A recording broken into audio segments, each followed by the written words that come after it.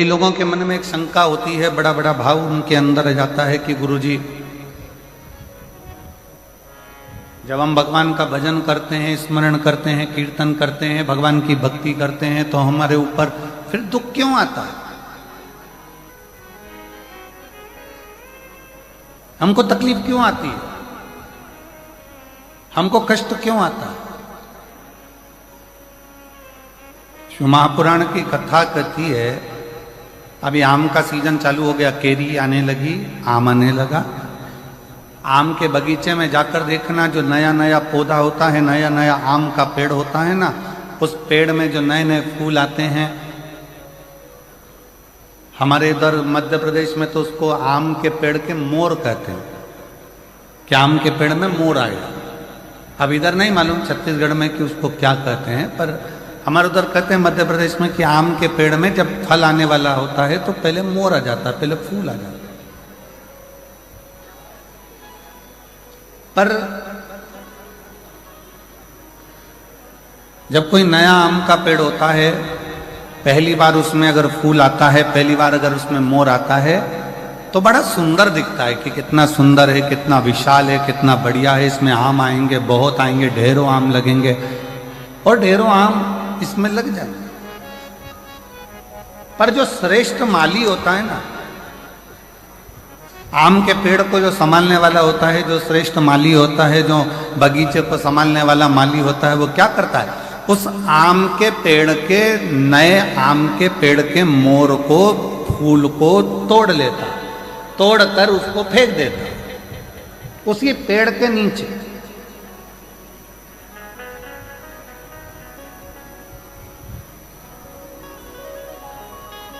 और दुनिया के लोगों को लगा कि इतना बढ़िया आम का पेड़, उसमें इतने सारे मोर भी लगे, इतने सारे फूल भी लगे और इतनी सारी केरियां आएंगी, इतने सारे आम लगेंगे। परंतु गजब करा माली ने, बगीचे के माली ने तो तोड़ा फूल को, मोर को, और पेड़ के नीचे डाल दिया। कई लोगों को गुस्सा भी आया, कई लोगों को लगा भी सरी कि ये क्या करा, बताओ। आम का पेड़ में इतने सारे मोर लगे थे, इतने सारे फूल लग रहे थे, और उसने तोड़कर सब नीचे पटक दिया, उसको कुचल दिया, बेकार कर दिया। पर जो समझदार था, जिसकी चित्तवृत्ति में समझदारी थी, उसने माली को धन्यवाद दिया कि वारे माली, तूने अच्छा करा, जो पहली बार नए वृक्ष में जो मोर आए थे, फूल आए थे, उसको तोड़कर तूने कीचड़ में डाल दिया, पेड़ की जड़ में डाल दिया। क्यों? क्योंकि हमारा एग्रीकल्चर कहता है, हमारी प्रकृति कहती है कि नया पेड़ का फूल, आम के बगीचे में लगे नए पेड़ के अगर मोर को, फूल को तोड़कर फेंक दिया जाए, तो दूसरी बार जो फूल आते हैं और दूसरी बार जो फल आते हैं, वो अपार आते हैं, जिसको गिना भी नहीं जा सकता। इतनी कृपा के साथ में उसमें आम लगना चालू हो जाते हैं, उसमें फूल लगना प्रारंभ हो जाते हैं। अब जो लोग कहते हैं कि बड़ा भगवान दुख देता है, बड़े तकलीफ आती है, भगवान तकलीफ दे देते हैं, भगवान कष्ट देते हैं, भगवान दुख दे देते हैं, हम इतना पूजन करते हैं तो भी भगवान हमारी नहीं सुनता, हम इतना भजन करते हैं तो भी भगवान हमारी नहीं सुनता, हम भगवान को भक्ति करते हैं तो भी भगवान हमें कष्ट देता है। उसका कारण केवल इतना है, भगवान को धन्यवाद देना कि परमात्मा भी वो माली है, भगवान भी वो माली है। जैसे बगीचे का माली होता है, वैसे वो परमात्मा भी माली है। और परमात्मा यदि तुम्हें कुचल रहा है, परमात्मा थोड़ा कष्ट दे रहा है, परमात्मा थोड़ा दुख दे रहा है, परमात्मा थोड़ा सा कष्ट अगर तुमको जीवन में दे रहा है, तो समझ लेना कि जैसे मोर को तोड़ा गया, फूल को तोड़ा गया और जड़ में डाला गया, जिससे ये पेड़ और उन्नति करे, और आगे बढ़े, और बहुत उन्नति कर कर बहुत फल दे, उसी तरह भगवान भी अगर हमको दबा रहा है, कुचल रहा है, थोड़ा कष्ट दे रहा है, तो समझ लेना कि परमात्मा भी हमको बहुत आगे ले जाना चाहता है। समझ लेना, परमात्मा भी हमको बहुत आगे तक लेकर जाना चाहता है, परमात्मा हमको बहुत दूर तक लेकर जाना चाहता है, परमात्मा हमको बहुत अग्रणता में लेकर जाना चाहता है।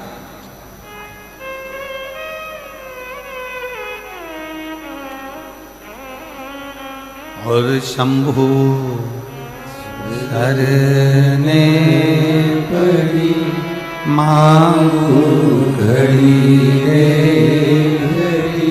दुख काटो, दया करीन दर्शन आपो, शंभु शरण पड़ी मांगू घड़ी रे घड़ी दुख काटो, दया करीन दर्शन आपो, शंभु शरणे पड़ी मांगू घड़ी रे घड़ी दुख काटो, दया करीन दर्शन आपो, शंभु शरणे पड़ी मांगू घड़ी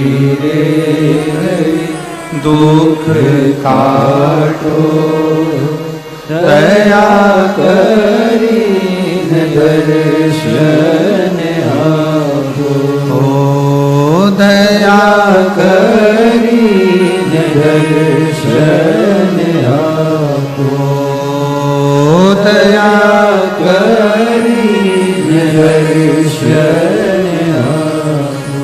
भगवान शिव की कथा कर रही है। थोड़ा कष्ट जीवन में, थोड़ी तकलीफ जीवन में, थोड़ा दुख जीवन में, थोड़ी परेशानी जीवन में अगर परमात्मा दे तो ये मानकर चलना कि वो भोलेनाथ ने तुम्हारे लिए कुछ अच्छा सोच कर रखा हो, कुछ अच्छा विचार कर रखा हो, कुछ अच्छा सोच लिया होगा, कुछ अच्छा विचार कर लिया होगा, कुछ अच्छा अपने मन में धारण कर रखा होगा जो आज प्राप्त हुआ है। और बहुत बहुत मैं जशपुर के सभी श्रोता भाई बहनों को, इस जशपुर जिले के सभी श्रोताओं को बहुत बहुत साधुवाद देता हूं कि तुम्हारे पुण्य बड़े प्रबल हुए होंगे जो यीशु महापुराण की कथा मधेश्वर नाथ के चरणों में जो हो रही है। बहुत बहुत बोल बम का नारा है। आवाज नहीं आई, जरा दमदारी से बोल बम का नारा है। सारी समस्या का हल भगवान शिव ने जो आपको और हमको यहां बुलाकर कथा कर इस तत्व ग्रहण करा।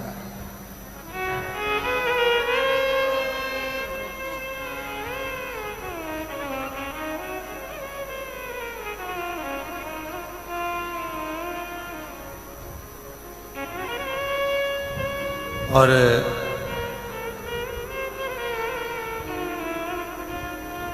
मैं इस समिति को साधुवाद दूं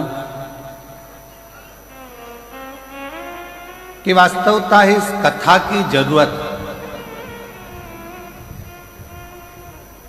ये जो जमशेदपुर वासी है, जशपुर के छत्तीसगढ़ के जो निवासी हैं, मयाली गांव के जो निवासी हैं या इस आसपास के क्षेत्र के जो निवासी हैं, वनवासी क्षेत्र के जो निवासी हैं, वो लोग बहुत दूर जाकर कथा को नहीं सुन पाते, बहुत दूर जाकर इस कथा का लाभ नहीं ले पाते। होता है किसी किसी के जीवन में बहुत सारे कष्ट भी होते हैं, परेशानियां होती हैं, धन की व्यवस्था नहीं हो पाती, कोई समस्याएं खड़ी रहती हैं, नहीं पहुंच पाती। पर कम से कम इस कथा के माध्यम से इस मयाली गांव में, जशपुर में,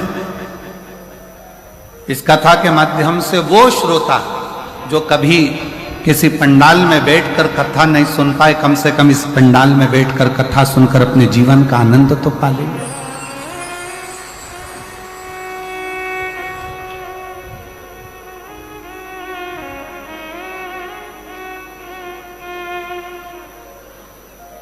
दिल से सुन, धारण करो, और जो अपने जीवन में उतारने लायक हो,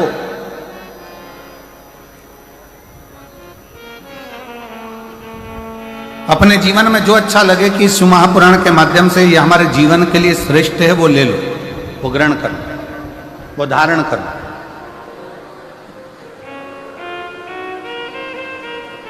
अब इतना बड़ा बाजार लगा है, आपने देखा होगा जब बाहर से आप लोग यहाँ आ रहे होंगे कथा स्थल पर, तो ग्राउंड के बाहर बहुत बड़ा